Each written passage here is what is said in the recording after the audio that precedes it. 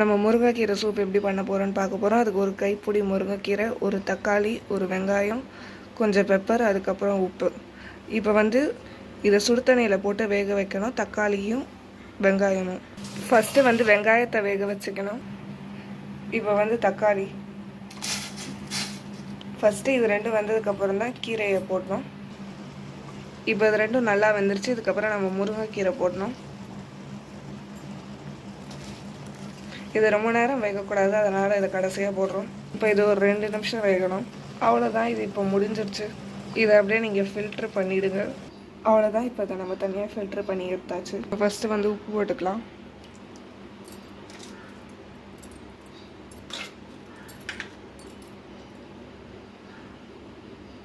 அதுக்கப்புறம் பெப்பர்,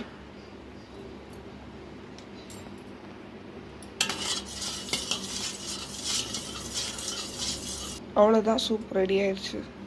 இது ரொம்ப ஹெல்த்தியான சூப். குடிச்சு பாருங்கள். மறக்காமல் சப்ஸ்கிரைப் பண்ணுங்கள், லைக் பண்ணுங்கள்.